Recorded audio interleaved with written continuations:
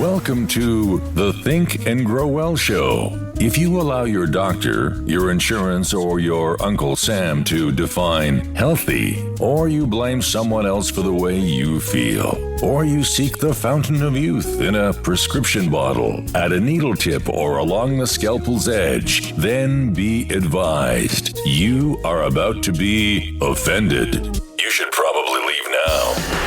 Anybody can just think and feel better? That's scary. I mean, thoughts aren't regulated by the feds, and no drug company has a patent on them. So thinking thoughts must not be very safe or effective. If you love feeling frisky and having fun, take responsibility for your own vitality, and want freedom to enjoy epic experiences with folks you love, welcome aboard and prepare to be blown away. The Think and Grow Well Show starts now. Here's your host, Dr. Lori Barr.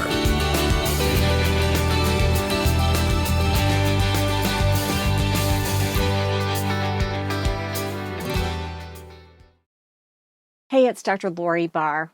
You're listening to Think and Grow Well.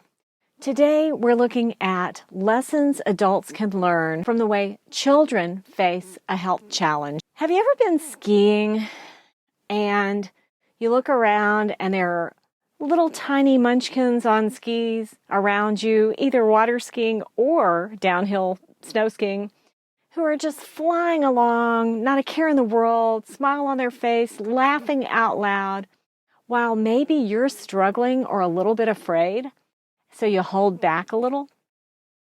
Well, if it's downhill skiing, you know that holding back just a little is just enough to keep you off balance and you're more likely to fall.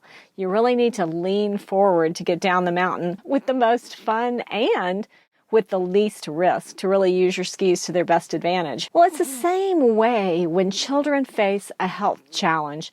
You know, children don't have that experience, the social pressure that adults do of learning how to be afraid of a health challenge. So they face it with less fear and with less preconceived notions. One of the things that's really always kept me super engaged as a pediatric radiologist is the fact that children are usually not responsible for their diseases.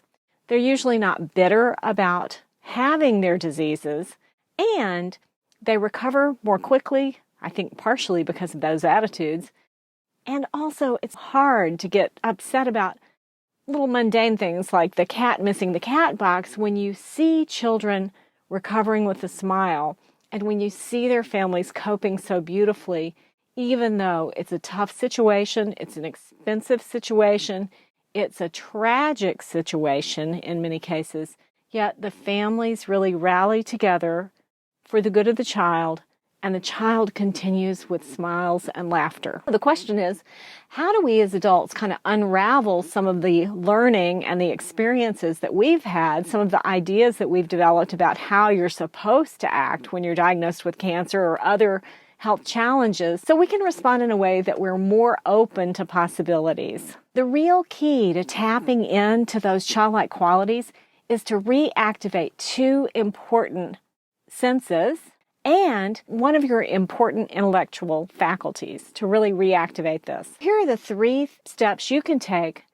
to adopt a more childlike attitude when it comes to a health challenge. Number 1 is activate your sense of wonder. And the way to do this is simply by monitoring your reaction when you hear news about a health challenge. And instead of saying, oh my goodness, this is the worst thing ever, or overreacting in a negative way, check your emotion and say, isn't that interesting? I wonder what's possible. Or, isn't that interesting? I wonder what else is possible. So that's number 1. Activate your sense of wonder by asking that question. Number 2, activate your sense of curiosity. We've already introduced the first question, I wonder what is possible. Now, the other thing is actively engage the people around you, the people who are assisting you in getting better. Actively engage them. Build a deeper relationship with them. You will benefit from having a healthcare team of providers who knows that you know them by name and then you care about their lives outside of medicine. So let me ask you, what would it hurt to build deeper relationships with those people who are part of your healthcare team, either your outpatient healthcare team or your inpatient team, the different nurses and clinical providers that change shifts around the clock? Can you develop a relationship with them so they know you care about them outside of the hospital? Because deeper relationships help you to have more meaning in your life, and when you have more meaning in your life, you tend to live longer and happier, which helps in healing. Number 3, exercise this one intellectual faculty, this one mental muscle that you may have forgotten how powerful it is. Can you guess which one I'm talking about? It's your imagination. And I call this going to the imaginasium. If you take scheduled trips into your imaginasium and really start working out your imagination with some creative visualization and some creative free time, it's a great, great way to go ahead and really engage. Now, in another episode, I've interviewed Fred Ford, who really focuses on the spirituality of success. And he is an expert at visualization, so you might be interested in listening to that interview. Your next steps.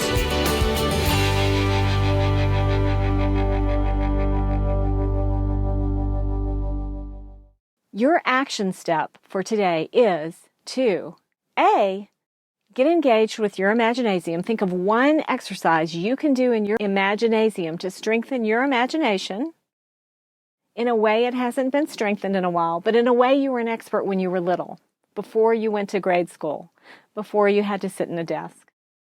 And then go ahead over to the website and just leave me a voicemail message telling me exactly what you did. And if you're super excited, go ahead and listen to that interview with Fred Ford, where he also talks about this. I'm Dr. Lori Barr. One idea is all it takes to change your world. I'll see you next time while we both continue to think and grow well. Psst, be aware. Vitality is an inside job. Trust your spirit, make up your mind, and get your body in gear. There are no second chances.